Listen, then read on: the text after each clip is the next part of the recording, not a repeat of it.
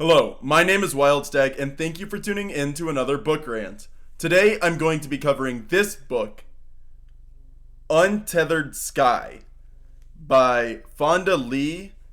This is the author of Jade City. I haven't read that book, but I've been gushing about this book in several videos now, including, I want to say it was A Rage for Falcons. I mentioned this book.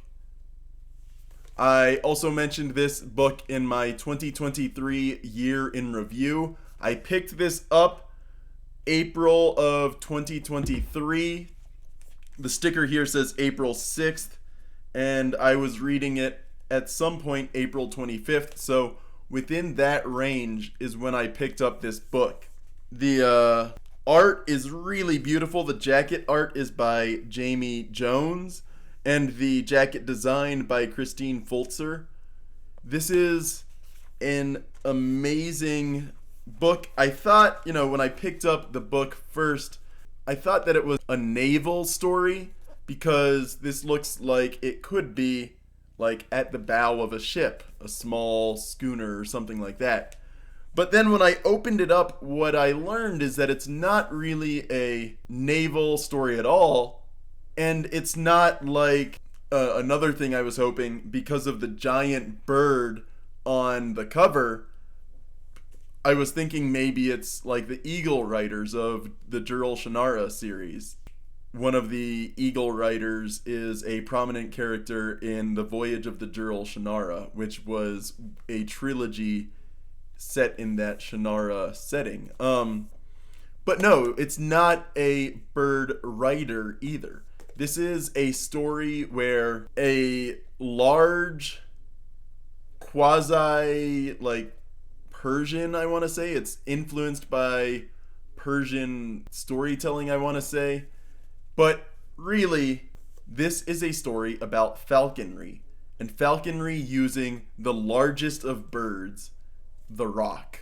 Like most pre-1950s era falconry, this involves wild-caught animals that are then tamed through a laborious process to do their master's bidding. The main character, Esther, is basically on the path to become one of these roc-using falconers.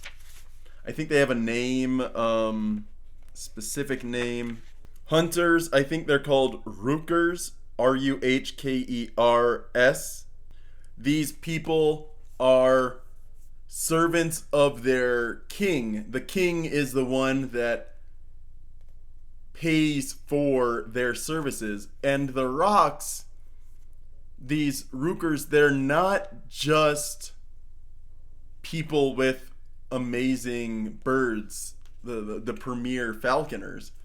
What these people do is keep the countryside safe for the humans from the manticores. The first chapter opens with not Esther, but with her roc. It opens, Zara was her name. When the crate opened, all I saw at first were her eyes, the largest of any living creature, enormous golden orbs fixing me with a raptor's murderous glare.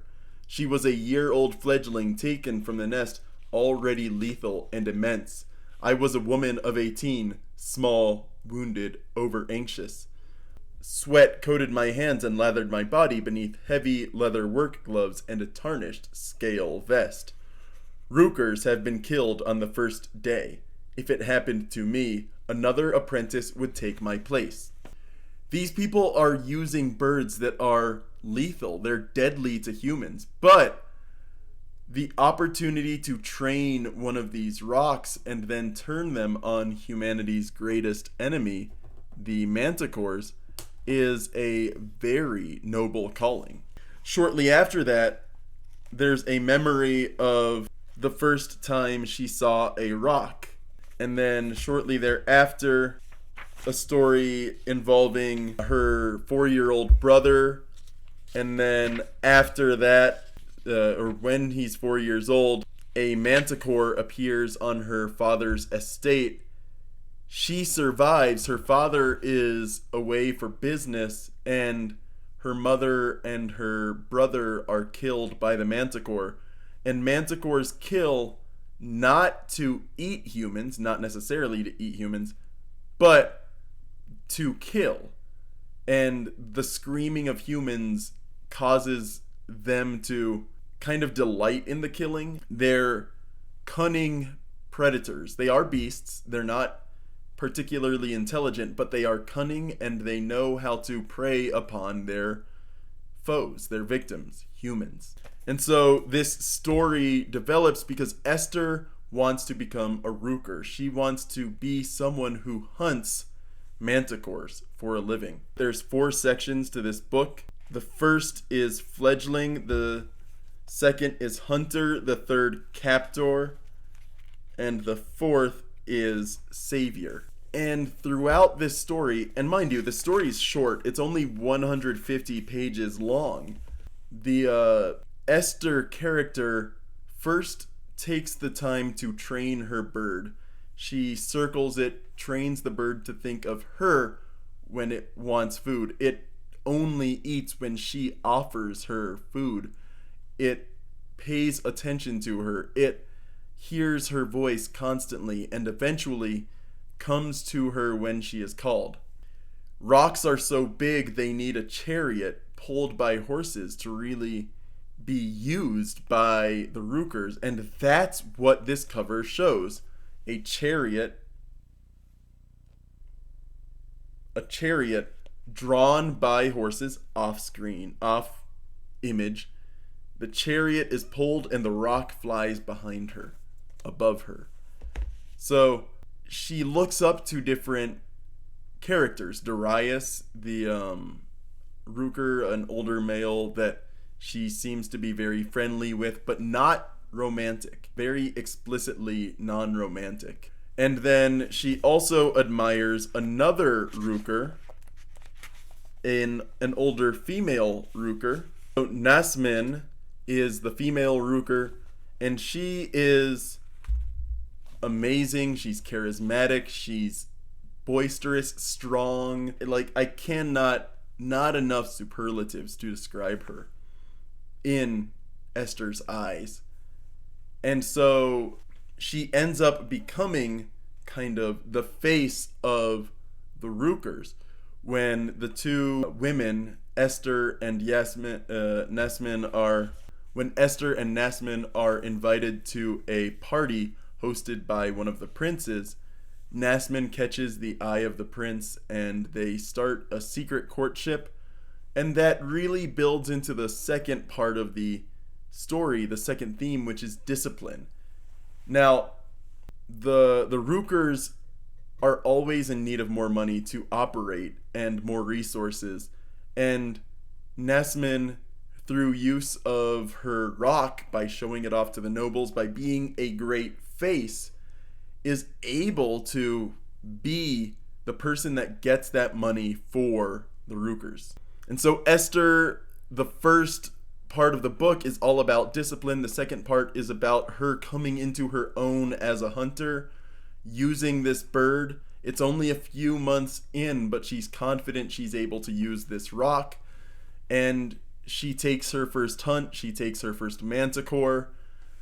And then there's a big hunt. And I'm not going to spoil that hunt, but the major themes within this book, the discipline, the confidence, the partnership, are tested both in that major hunt and then later the ending of the story.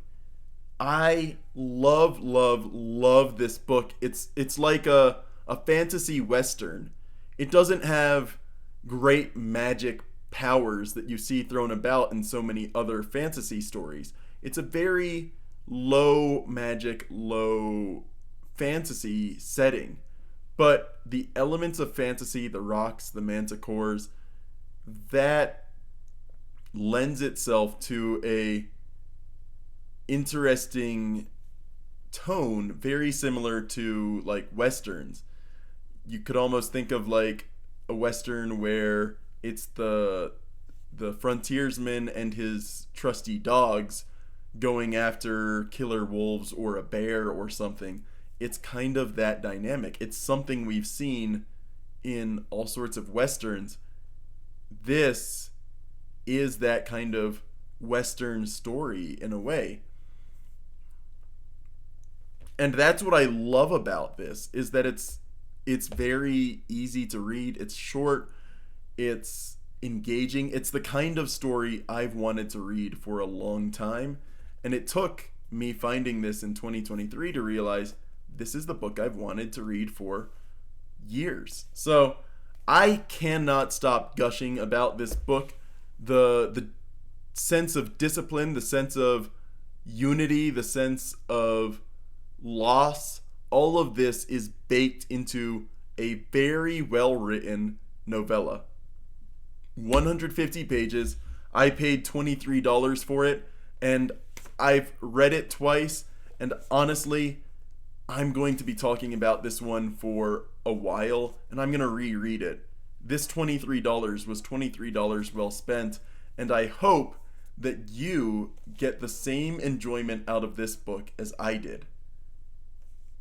My name is Wild Stag, and thank you for tuning in to another book rant.